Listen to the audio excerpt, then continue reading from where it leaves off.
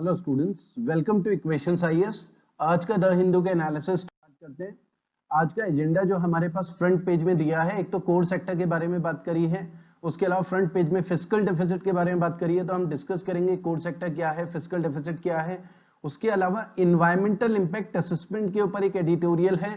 उसके अलावा तालिबान इन अफगानिस्तान हम डिस्कस करेंगे। मुल्ला पेरियार डैम की हिस्ट्री डिस्कस करेंगे। चीफ विप क्या होता है, ये सब हम डिस्कस करने वाले हैं आज हमारा जो एजेंडा है। उसके अलावा ईडी और सीबीआई के बारे में डिस्कस करेंगे, ये क्या है, और कॉन्स्टिट्यूशनल कॉर्नर में यूएपीए और एनआईए के बारे में हम डिस्कस करने वाले हैं। ये हमारा फ्रंट पेज है स्टूडेंट्स। हमारे पास जो फ्रंट पेज में न्यूज दी है, कोर सेक्टर आउटपुट श्रिंक्स 15%। तो पहले हमें समझना है कोर सेक्टर क्या है। बेसिकली कोर सेक्टर इंफ्रास्ट्रक्चर से रिलेटेड इंडस्ट्री होती है। कोर सेक्टर की बात करें तो 8 इसमें इंडस्ट्रीज आती हैं कोर सेक्टर में। इन 8 इंडस्ट्रीज की बात करें तो जैसे कोल हो गया, क्रूड ऑयल हो गया, नेचुरल गैस हो गया, रिफाइनरी प्रोडक्ट हो गए, फर्टिलाइजर हो गए, स्टील की हम बात करें, सीमेंट हो गया एंड इलेक्ट्रिसिटी। तो ये 8 चीजें हैं जो कोर सेक्टर में इंक्लूड होती हैं। अब कोर सेक्टर बेसिकली आपको समझ में आ रहा होगा, ये जो 8 इंडस्ट्री की मैंने बात करी, ये इंफ्रास्ट्रक्चर से रिलेटेड इंडस्ट्री होती है। तो अगर इस सेक्टर ये सेक्टर डाउन होता है तो इसका मतलब इंफ्रास्ट्रक्चर से रिलेटेड जो इंडस्ट्री है वो भी डाउन जा रही है, और उससे जीडीपी के ऊपर बहुत बड़ा इंपैक्ट होने वाला है, क्योंकि सभी चीजें चाहे इंडस्ट्रियल आउटपुट हो, हर चीज कोर सेक्टर से डायरेक्टली लिंक्ड होती है। जैसे हम बोले स्टील हो गया या इलेक्ट्रिसिटी हो गया, क्योंकि इलेक्ट्रिसिटी का कंजम्पशन इंडस्ट्री में होता है, मैन्युफैक्चरिंग सेक्टर में होता है, स्टील का भी मैन्युफैक्चरिंग या इंफ्रास्ट्रक्चर में होता है। तो ये सारी चीजें बेसिकली डायरेक्टली जीडीपी से लिंक्ड होती हैं, और कोविड-19 के बाद से कोर सेक्टर का आउटपुट लगातार गिरता जा रहा है। तो यहां पर यही बोला है कि 15% श्रिंक है। तो ये अभी आगे फिर से इस ग्राफ को डिटेल में डिस्कस करेंगे। उसके अलावा ये दिया है कि fiscal deficit touches 83% of full year target. तो बेसिकली फिस्कल डेफिसिट किसी भी गवर्नमेंट की बोरोइंग रिक्वायरमेंट होती है, किसी भी गवर्नमेंट का एक्सपेंडिचर और इनकम में जो डिफरेंस होता है, और उसकी वजह से एक्सपेंडिचर ज्यादा होने की वजह से जो बोरिंग रिक्वायरमेंट होती है, सरकारें फिर उधार लेती हैं, लोन लेती हैं, तो उसे हम फिस्कल डेफिसिट बोलते हैं। ये भी हम आगे अभी दोबारा से डिस्कस कर लेंगे। उसके अलावा हमारे पास दिया है Kendriya Vidyalaya unlikely to change medium of instruction. यहां पर फ्रंट पेज में क्या आया है कि जो new education policy NEP, new education policy जो 2020 के अभी कुछ दिन पहले अनाउंस हुई है, जिसमें यह बोला है कि 5th क्लास तक जो है मदर टंग में एजुकेशन दी जाएगी। जैसे तमिलनाडु में तमिल लैंग्वेज में, केरला में मलयालम लैंग्वेज में, या आंध्र प्रदेश में तेलुगु लैंग्वेज में, या अगर हिंदी स्टेट हो, लैंग्वेज स्टेट हो, तो वहां पर हिंदी में 5th क्लास तक। तो किसी भी स्टेट में लैंग्वेज थोपी नहीं जाएगी, 5th क्लास तक वहां की लोकल लैंग्वेज या मदर टंग में एजुकेशन दी जाएगी। लेकिन सेंटर जो है, ये जो अपनी खुद की एनईपी 2020 की पॉलिसी है, केंद्रीय विद्यालय में शायद इंप्लीमेंट नहीं करेगा, क्योंकि केंद्रीय विद्यालय में बेसिकली सेंट्रल गवर्नमेंट के एम्प्लॉइज ज्यादातर पढ़ते हैं और उनका ट्रांसफर इधर से उधर होता रहता है। तो इधर से अगर उन एम्प्लॉइज का ट्रांसफर हो रहा है, तो उनके बच्चे अगर केंद्रीय विद्यालय में पढ़ रहे हैं, मान लो तमिलनाडु में केंद्रीय विद्यालय में पढ़ रहे हैं, वहां पर तमिल में अगर वो 1 साल उन्होंने पढ़ा, तो अगले साल तो उनका ट्रांसफर मान लिया कि बिहार में हो जाएगा, तो वहां पर उनके लिए फ्रूटफुल नहीं होगा। तो केंद्रीय विद्यालय जो पुराने वाले सिस्टम है, क्योंकि वो उन लोगों को कैटर कर रहे हैं जो ट्रांसफरेबल जॉब्स में काम कर रहे होते हैं।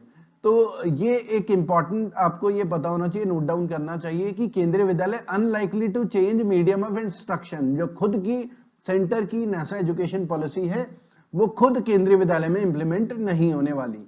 तो एक ये न्यूज में रहा है हमारे पास। फ्रंट पेज में भी अभी हमने डिस्कस करा था कोर सेक्टर, आपको ये पता होना चाहिए कोर सेक्टर बेसिकली क्या है। कोल, क्रूड ऑयल अभी हमने डिस्कस करा था, नेचुरल गैस, रिफाइनरी प्रोजेक्ट, ये इंफ्रास्ट्रक्चर से रिलेटेड इंडस्ट्री होती है, इंफ्रास्ट्रक्चर से रिलेटेड, और ये डायरेक्टली लिंक्ड होती है हमारे जीडीपी से, क्योंकि जीडीपी में भी 3 सेक्टर होते हैं, प्राइमरी, सेकेंडरी और टर्सरी।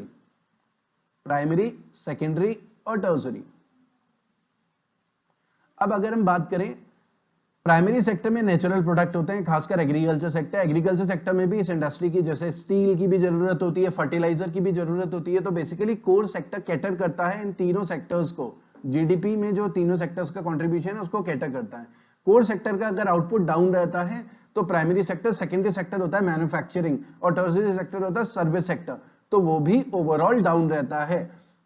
अब यहां पर न्यूज में देखिए क्या है, क्योंकि कोविड-19 की वजह से एक स्टैग्नेशन आ गया इकोनॉमी में, तो कोर सेक्टर की भी डिमांड नहीं हो रही है, तो इस वजह से कोर सेक्टर आउटपुट भी आपको दिख रहा होगा जून 2014 में 9.6% चला गया था और अभी ये नेगेटिव जा रहा है, नेगेटिव -15%, जो कि हमारी इकोनॉमी के लिए बहुत अच्छा नहीं है।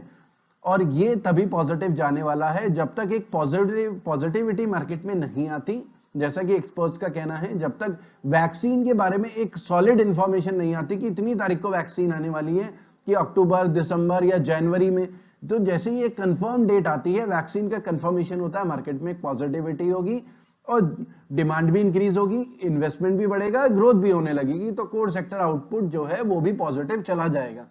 फिलहाल हमारी इकोनॉमी के लिए अभी बहुत डेंजरस सिचुएशन बनती जा रही है। उसके अलावा देखिए कोर सेक्टर अभी हमने डिस्कस करा, तो इसके पूरे हमने एक नोट्स बनाए हैं, ये पीडीएफ भी आप डाउनलोड कर सकते हैं। कोर सेक्टर एक इंडेक्स ऑफ इंडस्ट्रियल प्रोडक्शन है। ये जो 8 कोर सेक्टर है इंडेक्स ऑफ इंडस्ट्रियल प्रोडक्शन में कंबाइंड में 40% कोर सेक्टर ही कंट्रीब्यूट करता है। एग्जाम में कई बार ऐसा भी आया है कि कौन सा सेक्टर, कौन सी इंडस्ट्री कोर सेक्टर में नहीं आती, तो यहाँ पर केवल इंफ्रास्ट्रक्चर से रिलेटेड इंडस्ट्री है, जैसे एजुकेशन वगैरह, ये सब इसमें ये नहीं आती, इसमें ये सब इंफ्रास्ट्रक्चर से रिलेटेड इंडस्ट्री है। फिस्कल डेफिसिट अभी हमने डिस्कस भी करा था फ्रंट पेज में। फिस्कल डेफिसिट में हमारे पास क्या दिया है, फिस्कल डेफिसिट बेसिकली गवर्नमेंट का जो एक्सपेंडिचर होता है। एक एग्जांपल लेते हैं, मान लिया कि गवर्नमेंट एक साल में 1500 करोड़ खर्च कर रही है, उसका इतना खर्चा तो बन ही रहा है, लेकिन गवर्नमेंट की इनकम केवल 1200 करोड़ है। एक एग्जांपल ले रहा हूं मैं। अब जब इनकम कम है और खर्चा ज्यादा है, 300 करोड़ का जो डेफिसिट आ रहा है, तो सरकार उस डेफिसिट को पूरा कहां से करेगी, लोन से। तो सरकार क्या करती है, जो भी डेफिसिट होता है उसको लोन की रिक्वायरमेंट से कंप्लीट करती है, क्योंकि खर्चा तो 1500 करोड़ है ही। जैसे आपकी सैलरी मान लिया कि महीने की 30,000 और महीने का खर्चा 40,000 हो, तो 10,000 की जो कमी होगी आप उधार वगैरह लेंगे दोस्तों से या रिश्तेदारों से, तो सेम वैसा ही है। तो फिस्कल डेफिसिट बेसिकली गवर्नमेंट की बोरोइंग रिक्वायरमेंट को बताता है। तो यहां पर यही लिखा हुआ, gap between governments expenditure requirement and its receipt या equal to governments need to borrow during a year. तो सरप्लस कभी होता है जब हमारे पास रिसिप्ट ज्यादा हो और एक्सपेंडिचर कम हो, लेकिन इंडिया के कंटेक्स्ट में देखें तो हमारे यहाँ डेफिसिट ही होता है, गवर्नमेंट का खर्चा हमेशा ज्यादा है। तो यहाँ पर फिस्कल डेफिसिट एक डेफिनेशन या फॉर्मूला ये भी है, total expenditure minus revenue receipt plus non डेप्ट क्रिएटिंग कैपिटल रिसिप्ट। नॉन डेप्ट क्रिएटिंग कैपिटल रिसिप्ट का मतलब क्या है, जैसे कैपिटल रिसिप्ट होती है जब गवर्नमेंट लोन वगैरह लेती है, लोन लेती है तो डेप्ट क्रिएटिंग कैपिटल रिसिप्ट होती है। उसके अलावा गवर्नमेंट जो रहती है डिसइन्वेस्टमेंट भी करती है, तो नॉन डेप्ट क्रिएटिंग कैपिटल रिसिप्ट होता है डिसइन्वेस्टमेंट के थ्रू। जैसे कि ओएनजीसी के शेयर्स गवर्नमेंट अगर बेच देती है, जैसे 60% शेयर ओएनजीसी के गवर्नमेंट के पास थे, मान लिया एक एग्जांपल ले रहा हूं, गवर्नमेंट क्या करे 5% शेयर्स की सेल कर ले, तो गवर्नमेंट के पास 55% शेयर होल्डिंग रह जाएगी ओएनजीसी की। तो ओएनजीसी तब भी गवर्नमेंट कंपनी रहेगी, लेकिन 5% शेयर्स बेचने के बाद ओएनजीसी की वजह से गवर्नमेंट के पास 5% जो पैसा आया है उसे हम बोलते हैं डिसइन्वेस्टमेंट। इस सेल करने के बाद जितने रिसिप्ट होती है, तो वो नॉन डेप्ट कैपिटल क्रिएटिंग कैपिटल रिसिप्ट होती है। इससे सरकार के ऊपर लोन नहीं चढ़ा, गवर्नमेंट ने केवल अपनी होल्डिंग को रिड्यूस करा है, तो ये नॉन डेप्ट कैपिटल रिसिप्ट है। तो फिस्कल डेफिसिट एक तरीके की बोरोइंग रिक्वायरमेंट होती है। उसके अलावा फ्रंट पेज में ही हमारे पास ये वायरल ट्रैकर दिया है अलग अलग स्टेट का, तो एग्जाम के पॉइंट ऑफ व्यू से इंपॉर्टेंट नहीं है, ये भी एग्जाम के पॉइंट ऑफ व्यू से इंपॉर्टेंट नहीं है, ठीक है। और Congress shift pro Gehlot MLA to Jaisalmer, ये भी एग्जाम के पॉइंट ऑफ व्यू से इंपॉर्टेंट नहीं है। हालांकि आपको ये समझना है कि क्यों कांग्रेस शिफ्ट कर रही है। जितने भी एमएलए हैं जो अशोक गहलोत को सपोर्ट कर रहे हैं, उन्हें एक होटल में रखेंगे ताकि वो डिफेक्ट ना कर जाएं, कहीं वो बीजेपी के साथ ना मिल जाएं। तो ये सारी चीजें हैं, इस वजह से उन्हें एक साथ ही रखेंगे। और असेंबली सेशन वैसे भी 14 अगस्त गवर्नर ने नोटिफिकेशन जारी किया है, ठीक है। उसके अलावा ये एग्जाम के पॉइंट ऑफ व्यू से इंपॉर्टेंट नहीं है, लेकिन एक अंडरस्टैंडिंग आपको जरूर होनी चाहिए। सज्जादुल रिलीज फ्रॉम डिटेंशन, ये भी एग्जाम के पॉइंट ऑफ व्यू से इंपॉर्टेंट नहीं है, लेकिन एक आइडिया आपको होना चाहिए कि आर्टिकल 370 जब से जम्मू कश्मीर में हटाया गया है, तो उस वजह से बहुत सारे लीडर्स को अंडर हाउस अरेस्ट किया हुआ था, डिटेंशन में रखा गया था, ताकि वहां पर टेंशन ना हो। और वहां पर इंटरनेट की सर्विसेज भी नहीं थी JNK में, और JNK जो है अब यूनियन टेरिटरी भी है। तो अब जो वहां के एक नेता थे सज्जद लोन, उन्हें डिटेंशन से रिलीज कर दिया गया है, ये एक न्यूज में रहा है। उसके अलावा स्टूडेंट्स, जिन लोगों ने हमारा चैनल सब्सक्राइब नहीं करा है वो हमारा चैनल सब्सक्राइब जरूर करें, और हमारा एक फ्री टेलीग्राम ग्रुप भी है जिसे आप ज्वाइन कर सकते हैं, जिसमें हम फ्री प्रिपरेशन कराते हैं, स्टडी मटेरियल वगैरह अपलोड करते रहते हैं, इन्फोग्राफिक्स भी आपको मिलते रहते हैं, तो काफी हेल्पफुल रहेगा आपकी एग्जामिनेशन की तैयारी में। उसके अलावा हमारा इक्वेशंस IAS ऐप है, वो भी आप गूगल प्ले स्टोर से डाउनलोड कर सकते हैं, जिसमें आपको UPSC के पॉइंट ऑफ व्यू से पूरा कंप्लीट स्टडी मटेरियल मिलेगा। काफी इसमें एक्सपीरियंस फैकल्टी सारी की सारी पढ़ा रही हैं। बैंक PO का कंप्लीट कोर्स मिलेगा, SSC का कंप्लीट कोर्स मिलेगा, ओनली क्वांट के लिए भी आप जा सकते हैं।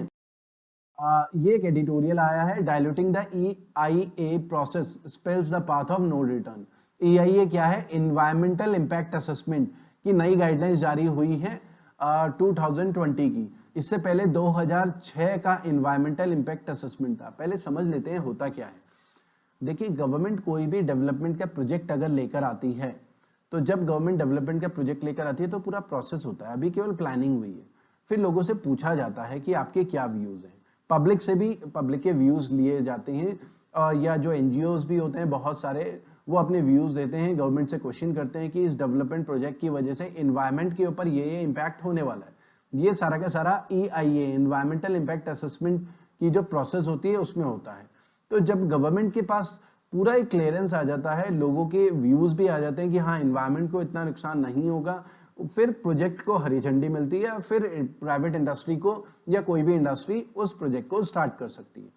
तो अभी तक जो था इन्वायरमेंट इंपैक्ट असेसमेंट का जो प्रोसेस था वो 2006 का जो बना हुआ है वो था।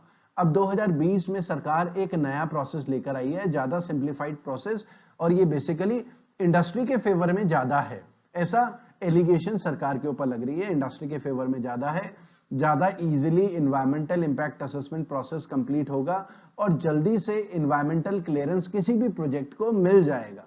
तो यहां पर बेसिकली ऑथर कहना चाह रहा है कि ये जो हमारा नया 2020 का इन्वायरमेंटल इंपैक्ट असेसमेंट है, ये एक ब्रेजन अटेम्प्ट है to weaken our critical checks and balances.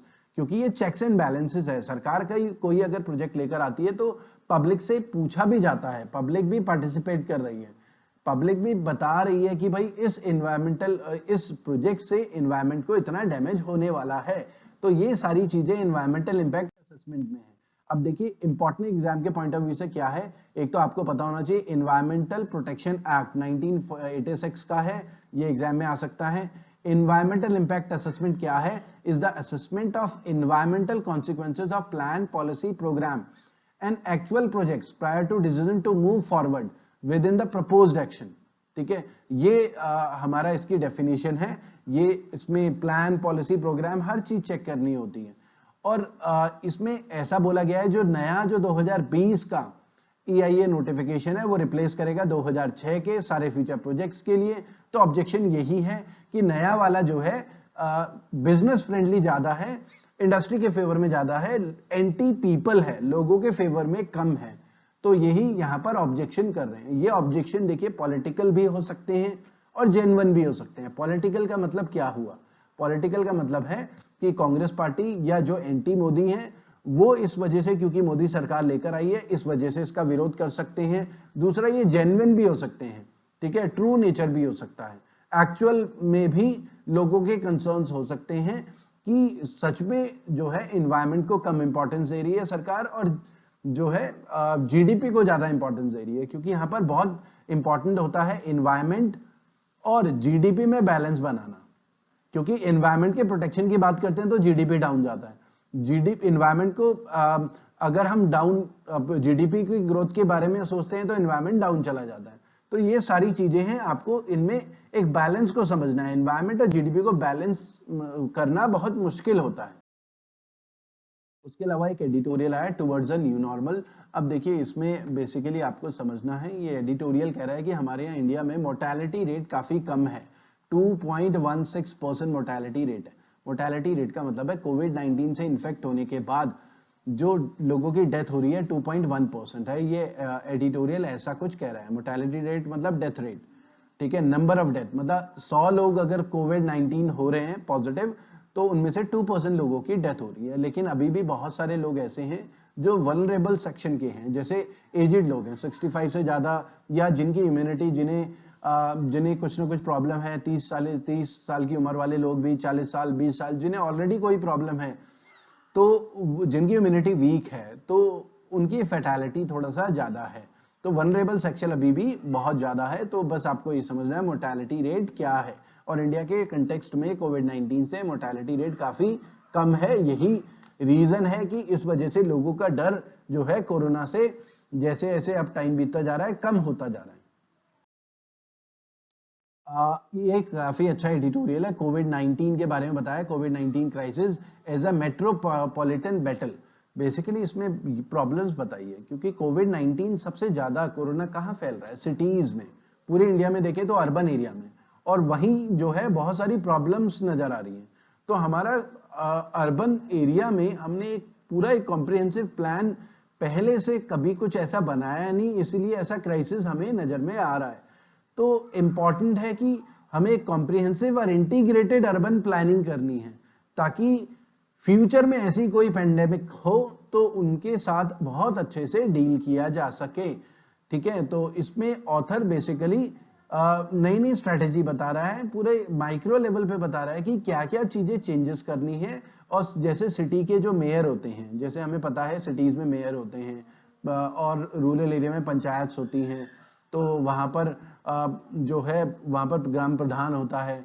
और लेकिन गांव में इतनी ज्यादा प्रॉब्लम नहीं है कोविड-19 की, जितनी बड़ी प्रॉब्लम सिटी में। और सिटी में पॉपुलेशन और डेंसिटी भी बहुत ज्यादा है, और वहां पर इंफ्रास्ट्रक्चर की भी प्रॉब्लम्स हो रही हैं, पीने के पानी की प्रॉब्लम है, या सफाई की प्रॉब्लम्स है, या वहां पर पार्क्स की प्रॉब्लम है। तो इंफ्रास्ट्रक्चर, सड़क वगैरह नहीं है, ट्रैफिक जैम हमेशा रहता है, पोल्यूशन की प्रॉब्लम है, और वेस्ट मैनेजमेंट की बहुत सारी चैलेंजेस वैसे ही ऑलरेडी सिटी के पास है। और कोविड-19 सिटीज में बहुत तेजी से फैल रहा है, क्योंकि डेंसिटी ज्यादा है, और उसको हैंडल करने लायक इंफ्रास्ट्रक्चर या मेयर के पास इतनी ज्यादा पावर्स नहीं है, डिसेंट्रलाइजेशन इतना ज्यादा नहीं हुआ है, मेयर को डिपेंडेंट होना पड़ता है ज्यादातर, जैसे चीफ मिनिस्टर या स्टेट गवर्नमेंट के ऊपर। ठीक है, तो ये सारी चीजें हैं। जैसे हमारा जो पब्लिक हेल्थ एक्सपेंडिचर है 2018 की बात करें तो केवल 1.28% है जीडीपी का, तो काफी कम है, जो कि अब फ्यूचर में कोविड-19 से हमें सबक लेना चाहिए, और फ्यूचर में हमें इसे जो है इंक्रीज करना है। ठीक है, उसके अलावा जो हमें पहला काम ये करना है, ऑथर ये कह रहा है कि मेयर जो है सिटी के 5 साल के टेन्योर तक उन्हें इंपावर्ड करना है, डिसेंट्रलाइज्ड वार्ड लेवल गवर्नेंस होना चाहिए। मतलब उन्हें पावर्स मिले, वो अपने आप से अपने लेवल, अपने एरिया की प्रॉब्लम को समझ सकें और खुद ही डिसीजंस ले सकें, क्योंकि अभी डिसेंट्रलाइजेशन इतना ज्यादा नहीं है, मेयर या जो वार्ड मेंबर होते हैं सिटीज में, उनके पास इतनी ज्यादा पावर्स नहीं होती। तो ये सारी प्रॉब्लम्स ऑथर ने इसमें। उसके अलावा देखिए एक एडिटोरियल आया है, वॉर एंड टॉक्स, अफगानिस्तान में जो तालिबान का रूल है उसके ऊपर लेकर। देखिए अब हुआ क्या था 1991 की अगर हम बात करें तो 1991 में अफगानिस्तान में रशियन फोर्सेस 1991 से पहले वापस चली गई थी, और रशिया भी 15 कंट्रीज में ब्रेक हो गया था। और रशिया ये अफगानिस्तान में उसके बाद बहुत सारे जो टेररिस्ट ग्रुप हैं या अलग अलग ग्रुप हैं, पावर स्ट्रगल हुआ और उनको वेपन्स वगैरह प्रोवाइड करे, जैसे अरेबियन कंट्रीज है या अमेरिका है या जो रशियन है, उन्होंने वापस वेपन प्रोवाइड करे। पावर स्ट्रगल अफगानिस्तान में लगातार चलता रहा। तो तालिबान का रूल जो है, जो वहां की एक टेररिस्ट ऑर्गेनाइजेशन, उनके एंड में वो टेररिस्ट ऑर्गेनाइजेशन नहीं है, लेकिन दुनिया के कंटेक्स्ट में ज्यादातर कंट्री से टेररिस्ट ऑर्गेनाइजेशन कहती है तालिबान। 1996 से 2001 तक तालिबान ने रूल करा अफगानिस्तान में। 2001 में जब यूएस में वर्ल्ड ट्रेड सेंटर के ऊपर अटैक हुआ, ओसामा बिन लादेन जो अलकायदा के चीफ थे, वो उसमें एक्यूज्ड थे, प्राइमरी जो इन्वॉल्व थे। उसके बाद से यूएस को समझ में आया कि अलकायदा को शह दे रहा है तालिबान, और वहां पर उसके सेफ हेवंस है अफगानिस्तान में। तो यूएस ने 2001 में जो है वहां पर अफगानिस्तान में अटैक करा और तालिबान की सरकार को गिरा दिया, और वहां पर सिविलियन गवर्नमेंट एस्टैब्लिश करी 2001 के बाद से। उसके बाद से वहां पर क्लैशेस चल रहे हैं किसके बीच में, एक तो सिविलियन गवर्नमेंट है, सिविलियन गवर्नमेंट और तालिबान के बीच में क्लैशेस चल रहे हैं, ठीक है। और ऐसा कहा जा रहा है अभी भी अगर हम बात करें तो पूरे अफगानिस्तान में अराउंड 52 या 54% एरिया में तालिबान का रूल है और 48% अप्रॉक्स लिख रहा हूं मैं, 48% एरिया में सिविलियन रूल है। तो तालिबान का होल्ड बहुत बड़ी पॉपुलेशन के वहां पर अभी भी है, ठीक है। और आपको ये समझना है तालिबान को शह दे रहा है इस समय वहां पर पाकिस्तान, ठीक है। तालिबान को ये सऊदी अरबिया की सरकार भी रिकॉग्नाइज किया था उस समय, पाकिस्तान भी शह देता है उसे, और हम कभी तालिबान को रिकॉग्नाइज नहीं करते। हम वहां की सिविलियन गवर्नमेंट जो अभी है वहां पर, अशरफ गनी वहां के प्राइम मिनिस्टर हैं, उनको हम रिकॉग्नाइज करते हैं। यूएस भी इस समय सिविलियन गवर्नमेंट को रिकॉग्नाइज कर रहा है। 2020 में क्या हुआ, यूएस की एक डील हुई। यूएस को यह समझ में आया कि तालिबान को हराना बहुत ही मुश्किल है, नामुमकिन टाइप है उनके लिए वहां पर, क्योंकि यूएस की फोर्सेस हैं जो इस समय अफगानिस्तान में अफगानिस्तान फोर्सेस को हेल्प कर रही हैं, सिविलियन गवर्नमेंट को हेल्प कर रही है तालिबान को बीट करने को लेकर। तो यूएस को एक बात समझ में आ गई है डोनाल्ड ट्रंप को कि तालिबान को हराना वहां पर बहुत मुश्किल है, वहां पर क्योंकि इंफ्रास्ट्रक्चर वगैरह नहीं है, पहाड़ों में है, कच्चे रास्ते हैं, तो तालिबान का बहुत ज्यादा होल्ड है वहां पर, ठीक है। तो यूएस ने एक डील साइन करी थी तालिबान के साथ कि एक सीज फायर करेंगे, लड़ाई झगड़ा नहीं करेंगे पावर शेयरिंग को लेकर। लेकिन ये एक तरीके की फेल्ड डील थी जिसमें बहुत ज्यादा कुछ हो नहीं पाया। तो यहां पर यही बोल रहे हैं कि तालिबान ने अभी क्योंकि बकरा ईद की वजह से, ईद की वजह से 3 दिन का एक सीज फायर अनाउंस करा है तालिबान ने कि ना तो हमारी तरफ से कोई गोली चलेगी, हम तुम्हारे ऊपर कोई अटैक करेंगे, ना तुम हमारे ऊपर अटैक करना। तो दोनों, क्योंकि सिविलियन गवर्नमेंट की फोर्सेस भी तालिबान के ऊपर अटैक करती थी, वहां पर अलग अलग एरियाज में लगातार क्लैशेस चल रहे थे और तालिबान की फोर्सेस भी सिविलियंस के ऊपर, जैसे हम न्यूज में देखते हैं कई बार बॉम्ब ब्लास्ट में कई लोग मारे जाते हैं, ये लगातार न्यूज में रहा है। तो वहां पर एक सिविल वॉर टाइप की लगातार छिड़ रही है सिविलियन गवर्नमेंट और तालिबान के बीच में। बस आपको समझना है कि इसकी हिस्ट्री क्या है। तालिबान को पाकिस्तान वहां पर सपोर्ट कर रहा है और यूएस को इसीलिए भी समझ में आ रहा है कि तालिबान को हराना इसलिए मुश्किल है क्योंकि पाकिस्तान में सेफ हेवेंस है तालिबान के बहुत ज्यादा। तो पाकिस्तान पूरा सपोर्ट करता है, हथियार वगैरह प्रोवाइड करता है और टेररिज्म को वहां पर प्रमोट कर रहा है अफगानिस्तान में। इसलिए अफगानिस्तान और पाकिस्तान के भी रिलेशंस काफी खराब चल रहे हैं। उसके अलावा हमारे पास जो एग्जाम में इंपॉर्टेंट है, एक appeal in supreme court to lower Mulla Periyar level. आपको समझना है मुल्ला पेरियार डैम कहां है। मुल्ला पेरियार डैम बेसिकली केरला में है, केरला में। अब केरला में ये डैम है लेकिन इसके ऊपर होल्डिंग किसकी है, तमिलनाडु की। तो केरला की टेरिटरी में आता है मुल्ला पेरियार डैम।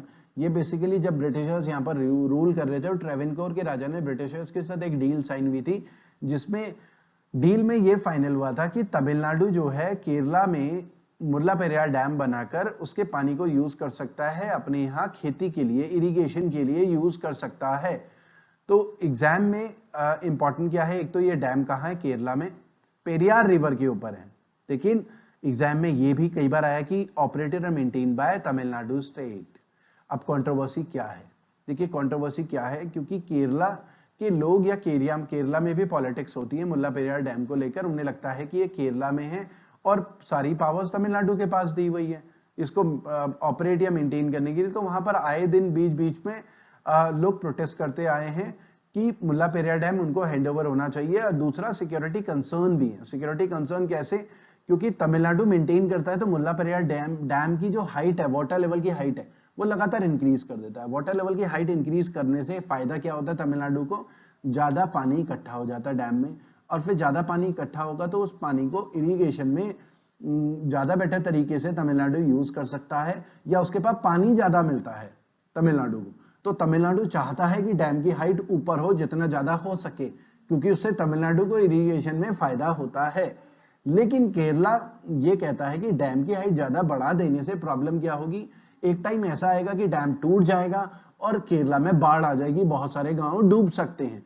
तो यहां पर सिक्योरिटी कंसर्न को लेकर डेंजर है, ऐसा केरला के लोगों का कहना है। तो यहीं पर हुआ क्या है, केरला का ही कोई इडुक्की डिस्ट्रिक्ट का कोई रेजिडेंट है, वो सुप्रीम कोर्ट में गया है कि तमिलनाडु ने डैम की हाइट जो है, वाटर लेवल की हाइट काफी ज्यादा 130 फीट तक बढ़ाई हुई है, 150 से ज्यादा बढ़ाई हुई है और काफी डेंजर है अगर अर्थक्वेक आ जाता है या फ्लड्स आ जाते हैं एरिया में, मानसून जैसे जैसे आगे बढ़ रहा है तो बहुत प्रॉब्लम हो जाएगी केरला में। तो सुप्रीम कोर्ट अब इस प्ली को सुनेगा कि डैम के वाटर लेवल की हाइट डिक्रीज होनी चाहिए कि नहीं। आपको बस कंटेक्स्ट एक तो समझना है कि क्या झगड़ा है तमिलनाडु और केरला के बीच में।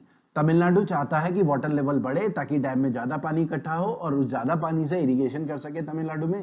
केरला चाहता है कि वाटर लेवल नीचे जाए ताकि उसके यहाँ ज्यादा प्रॉब्लम ना हो, अर्थक्वेक की वजह से डैम टूट जाए या किसी वजह से डैम टूट जाए और वहां पर डेंजर आ सकता है, बहुत सारे गांव डूब सकते हैं केरला में। तो ये एक कंट्रोवर्सी है, मैप में भी समझ सकते हैं। देखिए यहाँ पर मुल्ला पेरियार डैम है केरला की टेरिटरी के अंदर, और यहां से पेरियार रिवर होते हुए ऐसे ऐसे करके इधर की पेरियार रिवर तमिलनाडु में एंटर कर रही है। ठीक है, तो ये जो डैम है यहाँ से पूरा तमिलनाडु में इरिगेशन, यहाँ पर नहर भी बनाई गई है, कैनाल वगैरह सब खींची गई है जिससे कि इरिगेशन फैसिलिटीज तमिलनाडु में होती है। 100 साल पुराना डैम है केरला में, 999 ईयर्स की लीज है, मतलब अभी भी लगभग 850 साल से ज्यादा अभी भी ये तमिलनाडु के कंट्रोल में रहेगा एज पर डील जो साइन हुई है, लीज एग्रीमेंट ब्रिटिश गवर्नमेंट का वहां के ट्रेवनकोर के राजा के साथ जो साइन हुआ था। तो आपको ये लोकेशन बहुत इंपॉर्टेंट है, ये समझनी है एग्जाम के पॉइंट ऑफ व्यू। कांग्रेस के chief whip supreme court move करें, ये कई बार हम डिस्कस भी कर चुके हैं कल परसों के न्यूज़पेपर में भी, जिसमें जो राजस्थान है वहां पर एक डेडलॉक चल रहा था।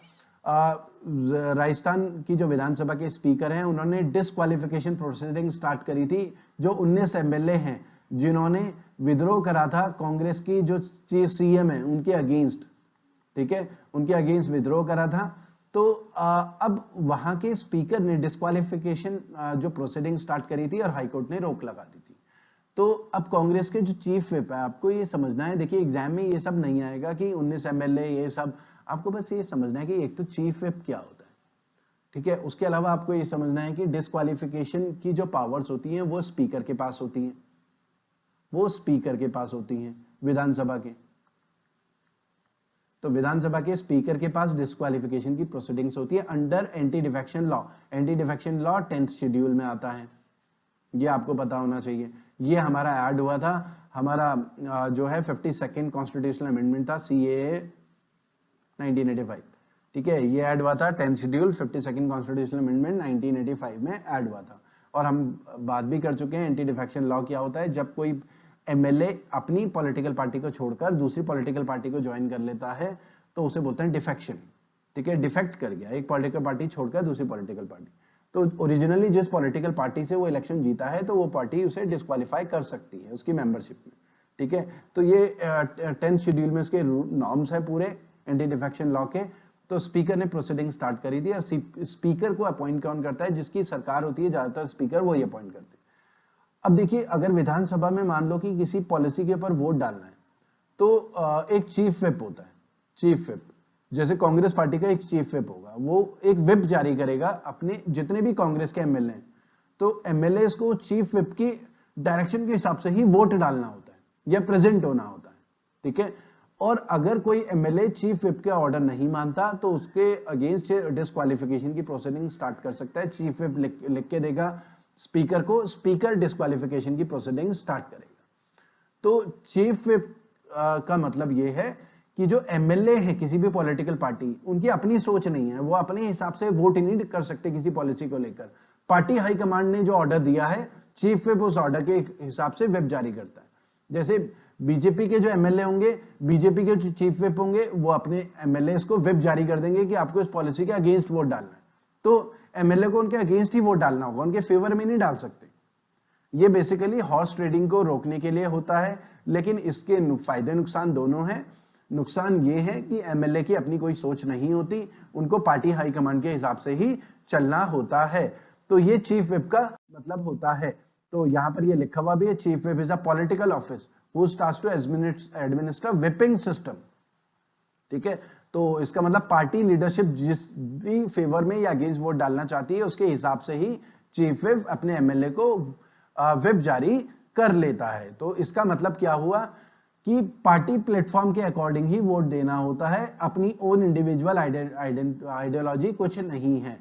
तो तो हुआ क्या कि मिस्टर जोशी जो चीफ व्हिप हैं कांग्रेस के, जो कांग्रेस के एमएलए को व्हिप जारी करते हैं, आपको इसके फेवर में या अगेंस्ट में वोट देना है, तो उन्होंने जो हाईकोर्ट का जो ऑर्डर है, उनका कहना है सुप्रीम कोर्ट में अपील करी है, हाईकोर्ट का जो ऑर्डर है, हाईकोर्ट ने जो है स्टे लगा दिया था, तो वो उसका वायलेशन है कि हो तो होलोहन केस है 1992 का, ये कई बार न्यूज में रहा है, ये आपको पता होना चाहिए, क्योंकि मिस्टर जोशी का कहना ये है उस केस में सुप्रीम कोर्ट ने ये वर्डिक्ट दिया था कि जुडिशरी इंटरवेंशन नहीं कर सकती डिस्क्वालिफिकेशन प्रोसीडिंग्स में, केवल तभी इंटरवीन कर सकती है जब फाइनल वर्डिक्ट आ जाए स्पीकर का।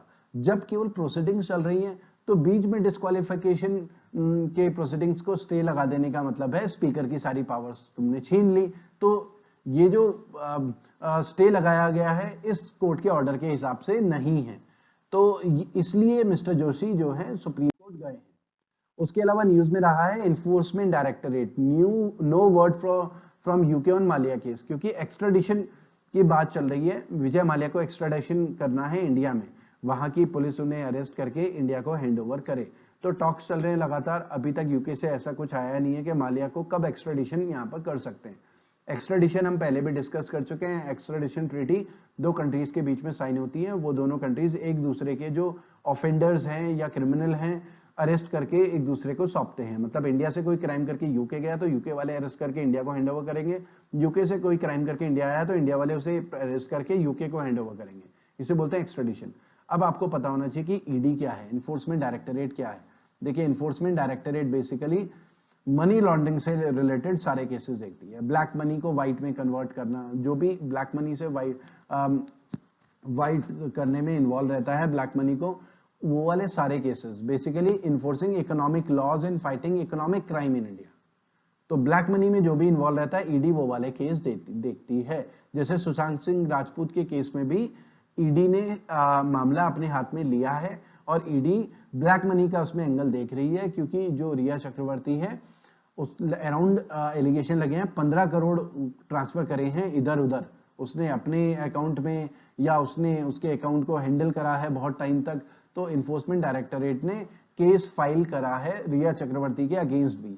तो ये जितना भी इलीगल पैसा एक अकाउंट से दूसरे अकाउंट में इलीगली ट्रांसफर किया जाता है तो ईडी ये सारे केसेस देखती है। ठीक है, यहां पर लिखा हुआ भी है let CBI take Sushant case, Bihar CM. अब देखिए सुशांत सिंह राजपूत जैसा एलिगेशंस, जैसा न्यूज में आ रहा है कि उन्होंने सुसाइड करा है, कोई लोग कह रहे हैं उनका मर्डर हुआ है, अभी इन्वेस्टिगेशन चल रहा है मुंबई पुलिस। और बिहार में भी सुशांत सिंह राजपूत के फादर ने एफआईआर लॉन्च करी है और बिहार की जो पुलिस है वो मुंबई गई है और उनका एलिगेशन ये है कि मुंबई की पुलिस उन्हें बिल्कुल भी इन्वेस्टिगेशन में कॉपरेट नहीं कर रही है।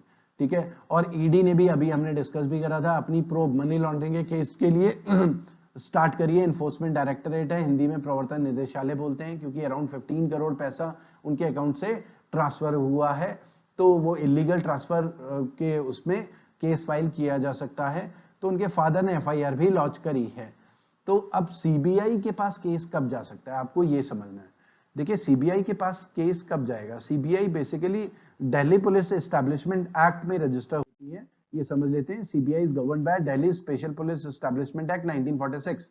ठीक है, सीबीआई कब सीबीआई के पास केस जाता है, जब सेंट्रल गवर्नमेंट डिपार्टमेंट या एम्प्लॉइज इन्वॉल्व हो, केवल तब। स्टेट गवर्नमेंट डिपार्टमेंट या एम्प्लॉइज इन्वॉल्व हो या स्टेट में कोई क्राइम होता है तो सीबीआई के पास केस तभी जा सकता है जब स्टेट गवर्नमेंट अपनी कंसेंट दे।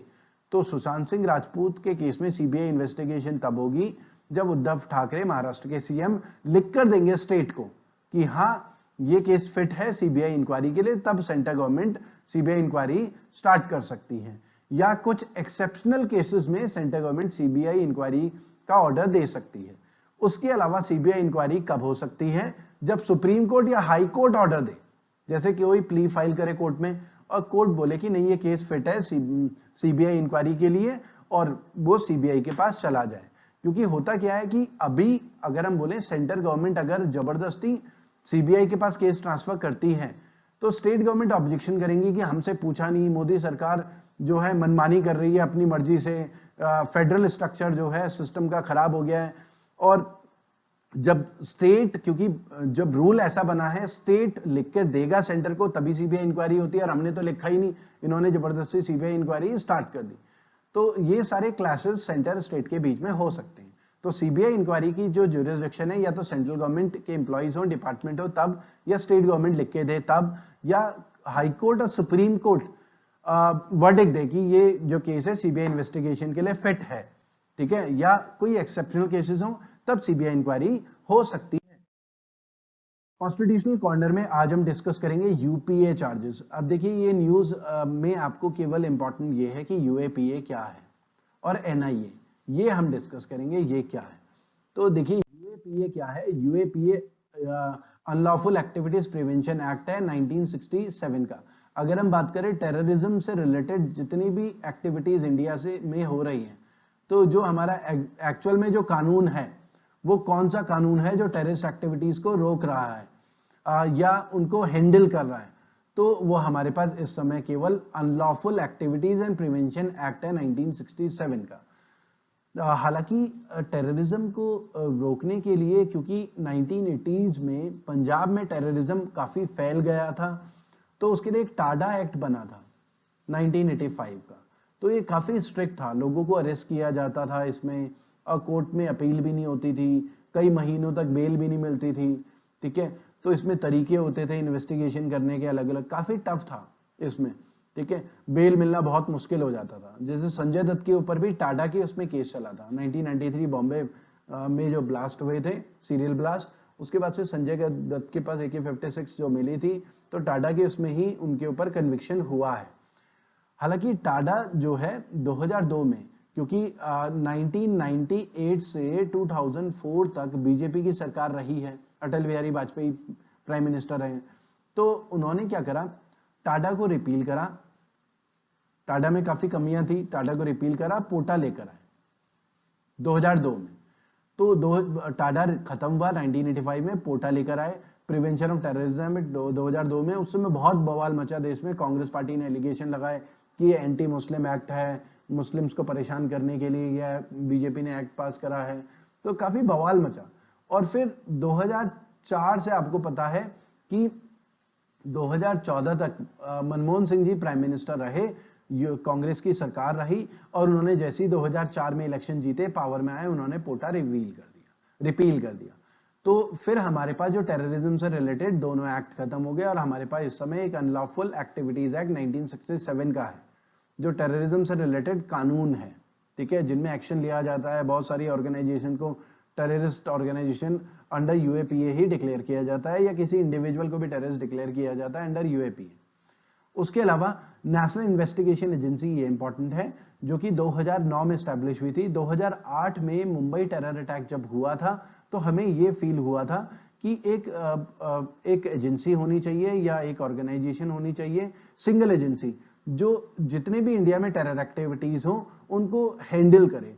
क्योंकि उससे पहले हो क्या रहा था, एक सिंगल एजेंसी नहीं थी, स्टेट लेवल पे अलग अलग जो है टेररिस्ट रिलेटेड एक्टिविटीज का इन्वेस्टिगेशन हो रहा था, अलग अलग स्टेट अपना अलग अलग चल रहे थे, सेंटर अपना अलग चल रहा था, तो कोऑर्डिनेशन स्टेट से सेंटर के बीच में बिल्कुल होता नहीं था। तो मुंबई टेरर अटैक में हमारे जो है सिक्योरिटी को लेकर हमारी काफी कमियां हमें नजर आई, तो उन कमियों को दूर करना था। तो 2009 में मुंबई टेरर अटैक 2008 में जो हुआ था, उसके बाद से हमें सबक मिला और एनआईए को स्टैब्लिश करा। तो पूरे इंडिया में कहीं भी टेरर एक्टिविटीज होती है, एनआईए ही उसे इन्वेस्टिगेट करता है। तो आज के लिए इतना ही करते हैं स्टूडेंट्स, और फिर नेक्स्ट सेशन में इससे आगे हम डिस्कस करेंगे। Thank you students.